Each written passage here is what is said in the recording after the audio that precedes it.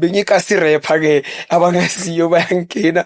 Yeah, I used to be a kasi rapper. I've always saw myself on TV. Yeah. You know, I've always saw myself actually in the entertainment industry, you know, podcasting, presenting, acting, doing music. Sure. So, but my first love was actually music. Yes. As I said, you speak fast. So, like, that was my coping mechanism. Correct. Back then. Because I used to write song and I choose the fastest beat. Yes. To say, let me just mumble on this one. Yeah. So, me in matric, I didn't even take like, your maths, your physics, because I knew, come on, like I wasn't gonna explore a career after that because my career was in the entertainment. So yeah, I took your business, your tourism, because come on now, you have to travel for the tourism, you understand? You have to know about the itinerary and stuff like that. With business, it's about you knowing like your risk, your opportunities, your weaknesses and strengths. So I kind of took those so that I can learn about like the business or like the 411 of the entertainment industry.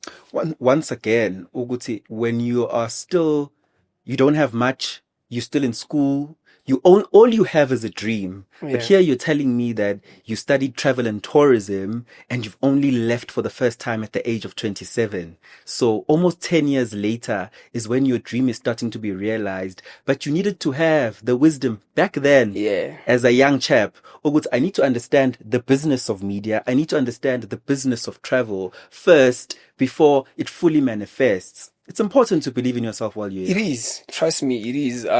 Because Mina, I believe Uguti, you know, as like you learn along the way, understand? Sure. But with me, I didn't want to learn while I'm already in this position, you understand? Because even when I left, like for the house, I knew Uti when I come back, I knew Uti this person will do 1, 2, 3.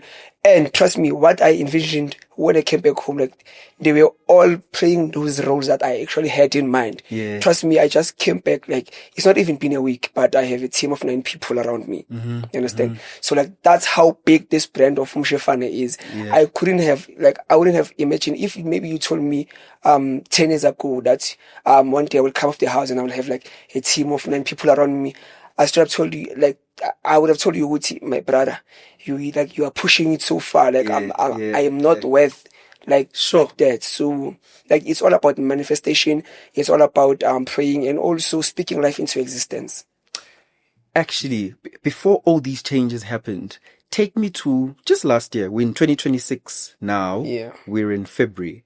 Take me to November 2025. How different was your life? Take me to a normal day in Trevor's life. Impilo kaNkululeko. What does he wake up and do 1st of November 2025? Last year, November.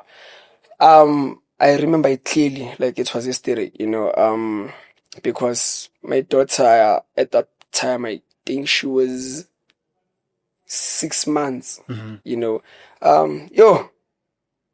All I can say that I remember is opening the fridge and having nothing to eat.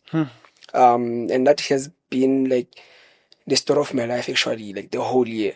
But November, I think, I was now anticipating to go into the house because now like they were communicating and like things were looking promising, but like they were looking promising. I'm sorry about that. So I was anxious about a lot of things, you know. What am I gonna wear? How am I gonna travel to Joburg?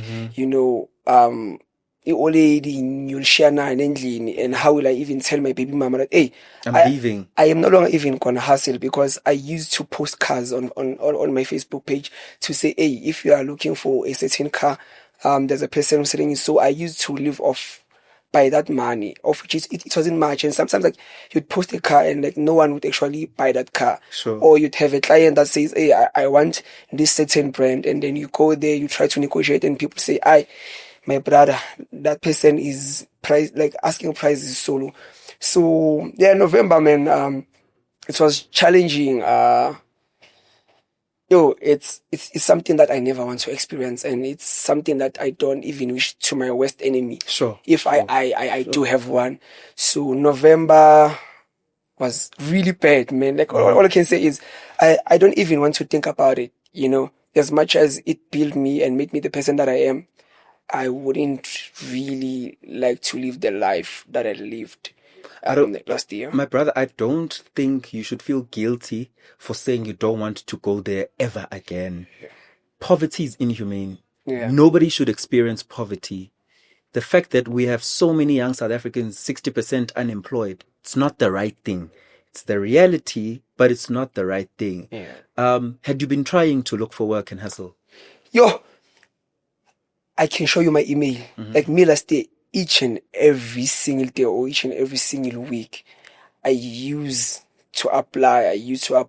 I'm sure even now, like at the police station, when they saw me going to, they were like, yo, at least it's your pumul, because I used to frequent the police station every 3 months, so that I can certify. Yes. And I'd also like to actually appreciate my former workplace, whereby they gave me the opportunity to say, hey, whenever you need to print your CVs, whenever you need to scan, you can always come. So finding like a clinic, they actually did the things for me, and I appreciate them for everything that they did.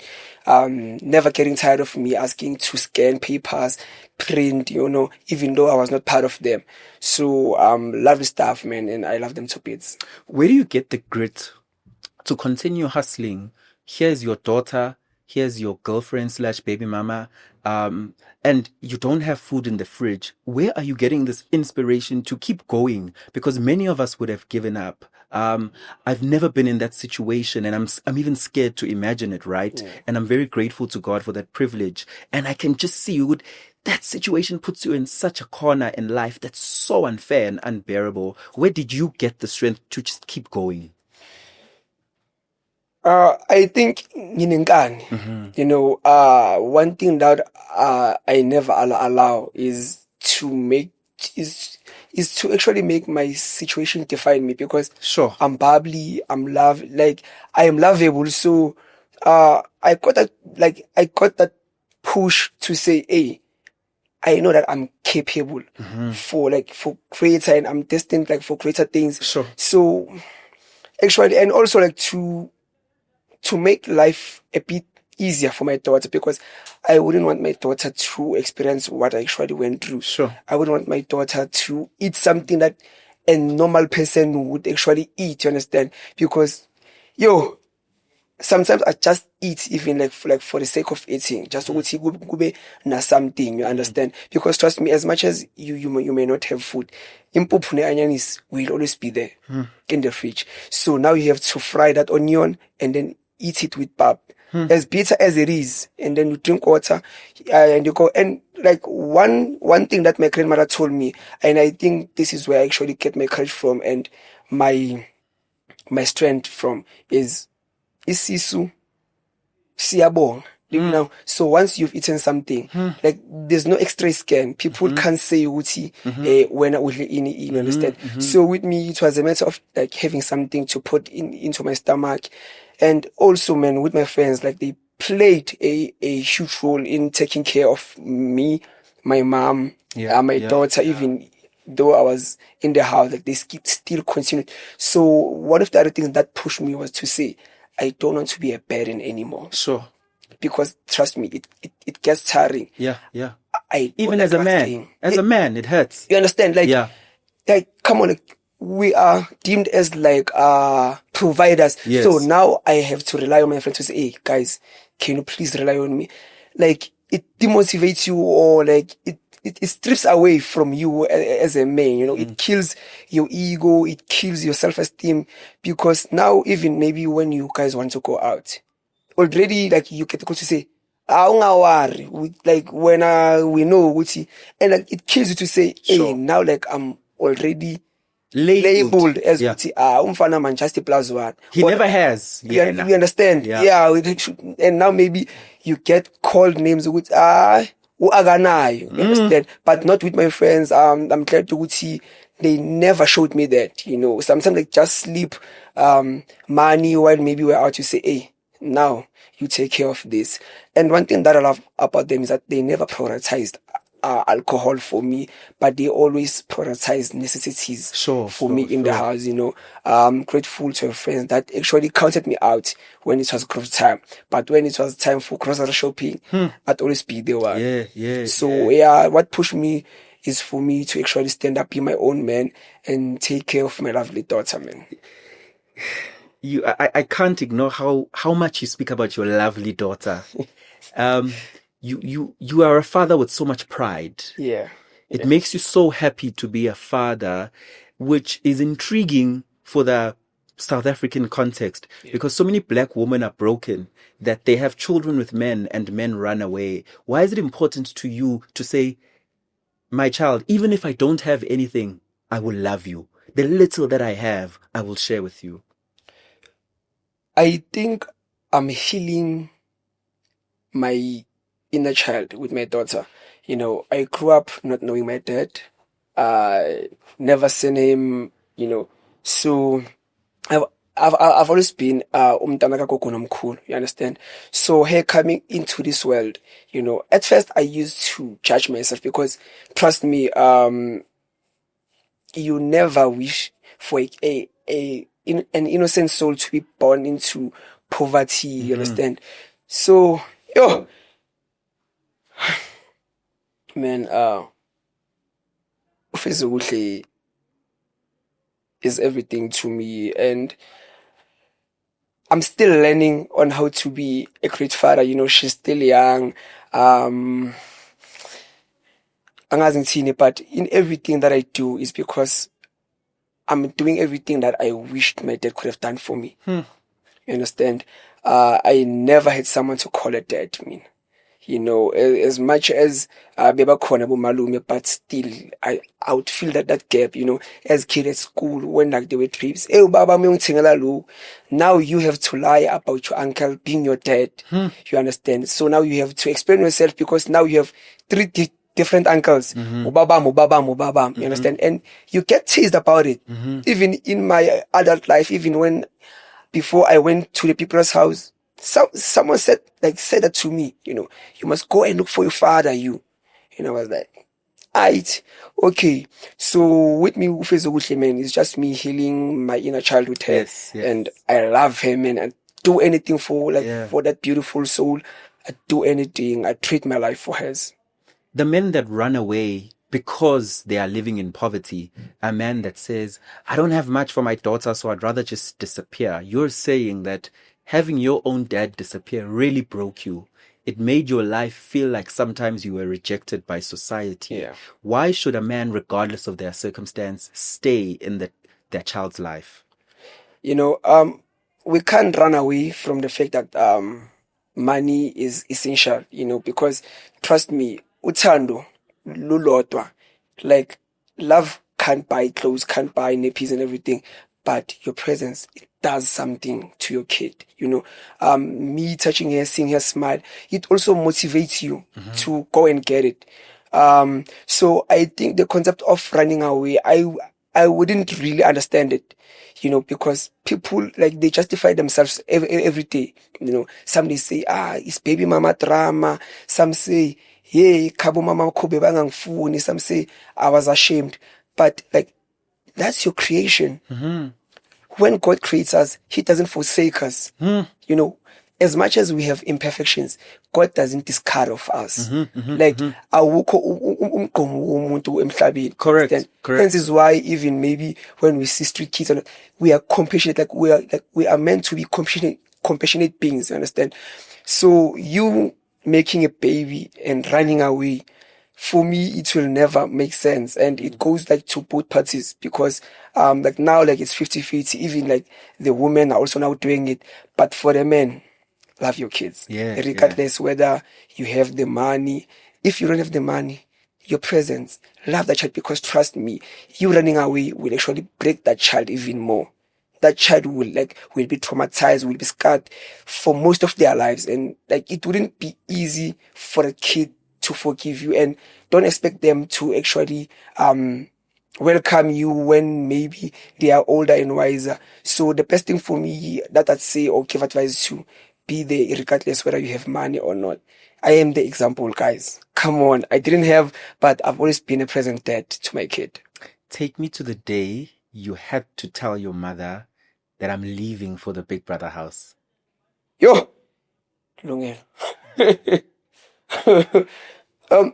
It's crazy how I didn't want to give my mom false hope, because trust me, as much as I applied, I didn't see myself in the house based on of my situation. Me applying was taking a leap of faith. So I kept it to myself up until now. Like, I needed money for me to come to Joburg to do some of the process things that were needed. So now I have to explain to her, hey, my old lady, I need this much. I need to go to Joburg because I applied for some work, and they're actually calling me up to Joburg. We are both not working at the time. So I'm like, ew, borrow money from some people and we'll make a plan. She borrowed the money next day, because like the process is quite lengthy and you have to travel back and forth. So now fast forward, it's the 31st of December. Yeah. Yes, Eve. Tina's excited. You understand? Mina, I am chilling at home, and like that day I wasn't feeling okay, because my friends kept on calling me during the day. Hey, come and spend the day with us. Me, I'm in my zone. Say, I'm now missing like my grandparents. I'm like, yo, this is the dead Christmas without so and so. Sure. And then like my grandfather literally just passed away like last year. This is my first Christmas. I mean New Year's without him. Without him, understand? So I'm just chilling, and then the crickets go off midnight. I go down on my knees, I pray, and then something in me says, yo man, check on your emails, and then something says, sleep my brother, because like tomorrow is like the 1st of January, like when abagbizanga lapha. But then like now I'm having like these thoughts that are actually battling, do it, don't do it, do it, don't do it. Then I'm like, you know what, I take my friend's laptop, open it, confirmation to say, my brother, we'd like to tell you that And I woke her up like immediately, like, Mama, on your TV. like she didn't even know what Big Brother was about. I'm like, Mama, on your TV. Like, a TV wenza, a TV ebusuka nga yini uyakhula wena, rap. Mama, on your TV, Big Brother. Big Brother. Now I have to explain how Manye Joburg. Now she starts crying. Oh man. Black parents. So she's in Pepo, calling like the ancestors. Oh, and like that's the AMs. Like it's 2 a.m. Sure. And that email actually got into my inbox on the 28th. Oh. I didn't say it like because you were scared of rejection in your life that has been happening so much. Thank you. You understand? Yeah. So now when I see it, I'm like, I understand. Now there's this thing that I'm battling to keep it quiet, because now I'm feel. But then also I'm like, hey, contract. You understand? Yeah. And now I'm like, I'm not doing it for people who I'm doing it for me. Like, this has always been a dream. And now I'm going to a world-class stage. You understand? The biggest production that comes like once every single year. You understand? Like 3 months is shy, and like you get a chance. I'm like, I'm gonna surprise all of them. Like, they will clap for me whether they like it or not. So let me just keep my composure. And my friends actually found out about it the day when I went into the house.